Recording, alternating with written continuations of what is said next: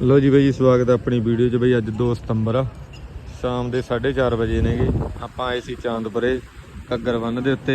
थोनों level दिखाने आ पानी का।